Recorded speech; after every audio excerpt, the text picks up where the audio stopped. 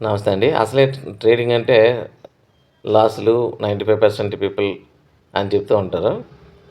దానికి తోడు సెబీ అప్పుడప్పుడు మారుస్తున్నవి అవి కూడా కన్‌ఫ్యూజన్‌లో నెట్టేస్తున్నాయి.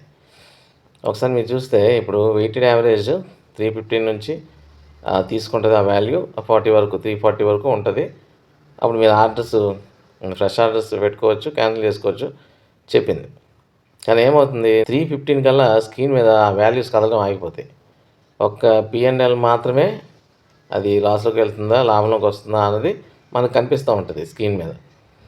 స్క్వేర్ ఆఫ్ చేయాలంటే చేసుకోవడమే. మీకో చార్ట్ గానీ, లేకపోతే ఆ నిఫ్టీ, సెన్సెక్స్ తాలూకా ద ఎన్ని పాయింట్స్ పెరుగుతుంది, ఎన్ని పాయింట్స్ తగ్గుతుందనేది ఈ సెల్‌లో అయితే కనిపించలే. మరి సిస్టమ్ మీద చేసేవాళ్ళకి కనిపిస్తుందో లేదో తెలీదు గానీ, కనిపించలే.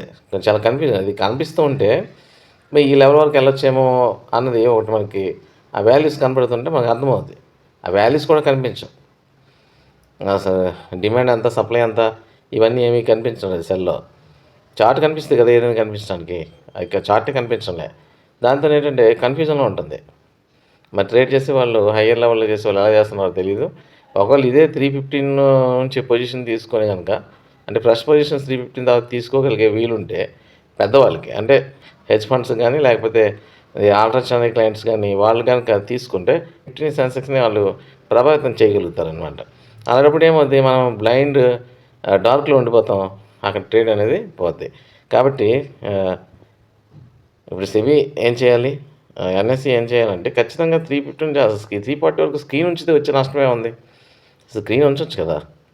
మీరు వెయిటెడ్ యావరేజ్ తీసుకుంటే ఏం తీసుకుంటారో దానికి అకార్డింగ్‌లీ దట్ స్క్రీన్ కనిపిస్తూ ఉంటే అది ఎటు మూవ్ అవుతుందనేది తెలుస్తుంది మనకి.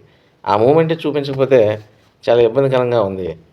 ఇది మిగతా వాళ్ళకి ఎలా కనిపిస్తుందో గానీ నాకు మాత్రం ఇది ఖచ్చితంగా ట్రేడ్ చేసేవాళ్ళకి అదే రెగ్యులర్ బేసిస్‌గా చేసేవాళ్ళకి ఇబ్బందిగానే ఉంది.